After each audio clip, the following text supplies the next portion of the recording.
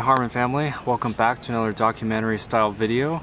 From time to time I tend to do documentaries about kind of a specific event or tragedy or something in a specific city. And today has landed me in Austin, Texas, and I'm doing a documentary kind of video for you guys all about Charles Whitman. And some of you may know him, some of you may not. I'll give you the whole rundown of everything and all about Charles Whitman. Charles Whitman, he was a 25-year-old young man who was married, and he enrolled here at the University of Texas, and I think he was studying here for roughly a few years before this whole tragedy took place. Charles, I think, talked a lot about in his suicide type notes about how he was feeling like he couldn't compete with this world, like he couldn't do enough, stuff like that. And so basically what happened was that Charles Whitman actually ended up killing 18 people, including his wife and his mother. Crazy, right? But he went about it in a very, I don't know, kind of crazy way. Several days before this tragedy happened, Charles kind of stockpiled different guns, weapons, basically to kind of take out as many people as he could. On the early morning of August 1st, 1966 is when all this took place.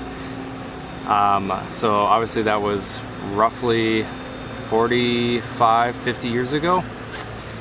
Basically he killed his wife and his mother the early morning hours of August 1st, 1966, mainly because he didn't want them to be alive and hear about all these other killings that happened. So he killed his wife in his home the night, or the early mornings of the tragedy when it happened.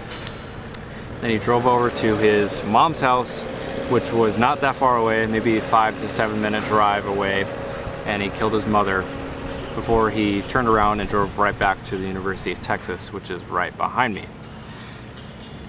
And so this is where Charles Whitman ended up killing a lot of people. Like I said, 18 people total. So Charles Whitman kind of got a fake permit, and he somehow got past the guards and showed them like a fake permit showing that he was a research assistant of some kind, in order for them to let him kind of roll up his dolly with his weapons and stuff like that up to the tower, which I don't know if you can see it behind me, but I'll show you. So his goal was to get up to the top floor of the observatory tower, which I think is 27 floors up, if I remember right. And he got up there by kind of scamming his way up there, and that's when he unloaded and started shooting with many different rifles. I believe the full event took about 2 hours before several police officers were able to finally get up to the tower and kind of surprise attack him and kill him. Insane, crazy stuff. Obviously terrible and sad that he went to this lengths to kill all these people. So anyway, that's the whole backstory of Charles Whitman and what happened. I am going to his house and his mother's house after this, and I'll show you where he ended up killing his mother and his wife at both of those respective houses. So I'll show you that as well, and the tower where he was up at the top shooting at just innocent people, and it's terrible. It's really, really sad what happened. After everything happened, he was killed. They did an autopsy and found that there was a tumor of some kind I think, in his brain. And so most psychologists and people think he had something wrong with him, obviously, and the tumor was just aggravating and making him not think properly. So that's what they think what was going on. If that's really true, I'm not sure, but that's kind of what their best guess is why he decided to go on this kind of killing rampage. And mind you, he was young. He was only 25. He was enrolled here at the school, had everything going for him, a nice wife and everything else, but didn't really matter for him.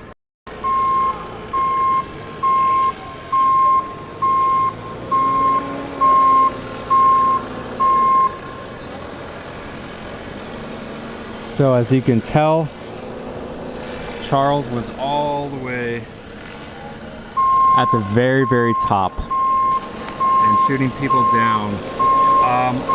I don't know 100% if he was shooting people in this kind of square area or if it was on the other side of the street. But it showed a lot of people kind of hiding behind different like concrete pillars and stuff. So again, I don't know 100% if it was kind of in this general area or on kind of the other side across the way. So unfortunately, the actual tower itself, where Charles was up in shooting down at people, it's actually closed. And I'm guessing it's probably because it's a Saturday. I don't know. This is obviously an active school, college, so they might not have anyone staffed in there on the weekends. So unfortunate, because I wanted to kind of get some shots from up there looking down. That way you get a cool perspective, but oh well, can only do so much. This is a cool like entranceway though to the tower.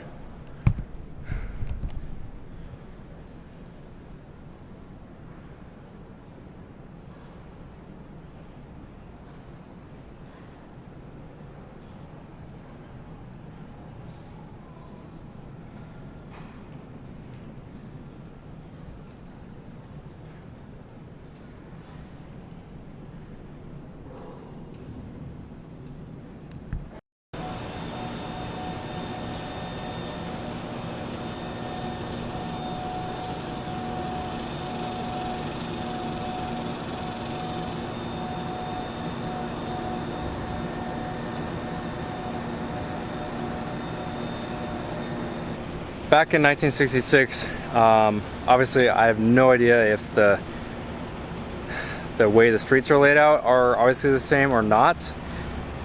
Things could have been totally different. There could have been a street like right through here. So that could have been where he was shooting down from, or shooting down at. I have no idea. Or the streets could be exactly the same. So I wish I knew kind of the direction he was shooting at. That way I could give you guys a better idea, but I don't really know. So I'm just trying to get you different angles. That way you can, see the tower from a different side. Anyway, so his Charles's mother's house is literally right down the road. It's the same street that the University of Texas is on. So I left my RV in a spot. You have to pay to park around here. Pretty typical of a normal kind of big town like the capital. So probably gonna walk down, show you his mother's house, and then I might have to drive to Charles and his wife's house. The house actually, it's not a house anymore.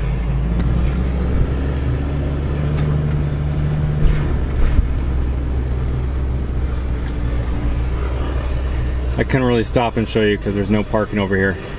So anyway, that was Charles's mom's house, which obviously is not a house anymore.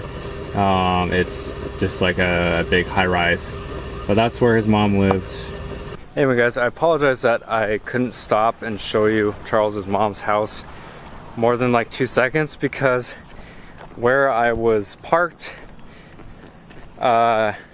compared to where the house was, it was just way too far of a walk. So I had to, and there was no parking where it was at, so I had to just kind of drive by. But Charles's house that he shared with his wife is right down here. I was able to find a parking, It's in a residential area, so able to park. It's weird going to a place knowing that something bad happened there, even though it was like 50 years ago or whatever. Still feels weird just being at a place like that. But anyway, without further ado, to my right, which would be your left, I guess. Either way, across the street is Charles and his wife's house.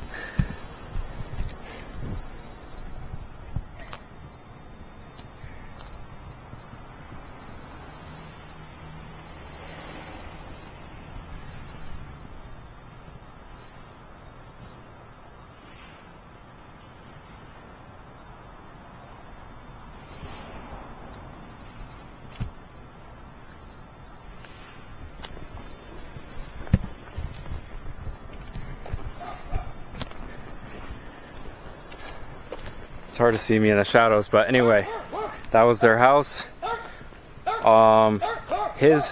Their house right here, his mom's house, and the university are all within like a less than 10-minute drive of all of them, give or take. But if you want to walk, it's a little bit farther, so that's why I had to drive to a few of them. But anyway, guys, I hope you guys enjoyed this kind of different style documentary. If you enjoyed these kind of documentary style videos, leave a comment, give it a like. That kind of shows me that you guys enjoy this kind of style video. Obviously, abandoned places and film locations, those are my top kind of main things I do, but once in a while I'll do kind of a style video like this. It's fun for me, and I think some of you guys enjoy it too. So anyway, if you guys liked it, let me know, and until next time, thanks for watching. See you guys soon, and don't forget to live, explore, and travel. And also, please remember the victims of this tragedy. Feel free to look up Charles Whitman online. You could find, I think it talks about every single victim in more detail and about everything that happened. I just kind of gave you the main kind of basic, points about it. So if you want to, feel free to do that. But definitely remember everyone who passed away. They're the ones, like I said, we should remember, not necessarily Charles Whitman. But anyway, thanks for watching, guys.